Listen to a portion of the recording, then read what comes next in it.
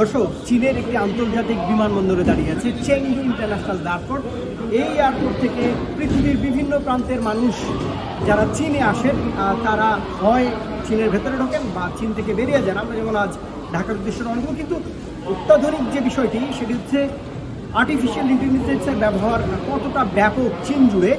যারা পৃথিবীর বিভিন্ন আনাচে কানাচে থেকে চীনে আসেন, ভাষাগত একটি সমস্যা, প্রবল সমস্যা, সেটিকে দূর করবার জন্য তারা এআই এর ব্যবহার করেছেন এবং কারো কোনো সাহায্য ছাড়াই আপনি করতে পারবেন। আমি একটি ইন্টেলিজেন্ট ফ্লাইট ইনফরমেশন পরের মধ্যে রয়েছি। আপনারা শুরুতেই দেখছিলেন যে আমার ছবি তারা সরাসরি স্ক্যান করার পরে আমি যদি ক্লিক করি, আমার আগামী ফ্লাইটের যত যাবতীয় যা কিছু সব কিছু দেখা যাচ্ছে আসলে আমার স্ক্রিনে।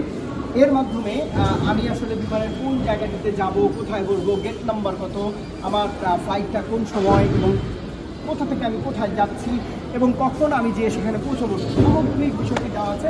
চমৎকার বিষয়। এবং এই যেহেতু চেংদু শহর পান্ডার শহর, পান্ডা চীনের জাতীয় পশু, পান্ডাটি হেঁটে যাচ্ছে, অর্থাৎ আমাকে 12 নম্বর গেট দিয়ে যাওয়ার পর বিমানে ওঠার জন্য এই পান্ডাটি পথ নির্দেশনা করছে যে এটি মাত্র 2 মিনিটেই যাওয়া সম্ভব।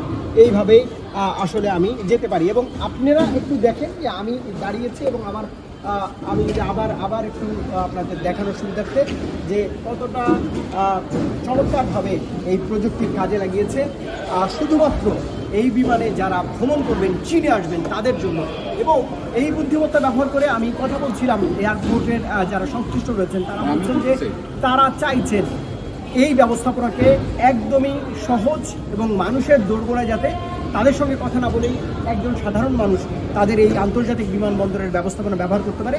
সেজন্য আসলে আমাদের দেশও এগিয়ে যাচ্ছে এবং সেই আগামীর বাংলাদেশে এমন ইন্টেলিজেন্সের ব্যবহার যদি আমরা করি তাহলে হয়তো আমাদের দেশের যে ব্যবস্থাপনা এবং যারা ট্যুরিস্ট আসে আমাদের দেশে তারাও আসলে সময়োপযোগী একটি জিনিস বা ব্যবস্থাপনার সঙ্গে মিলে যেতে পারে এবং তাদের সাহায্য হতে পারে।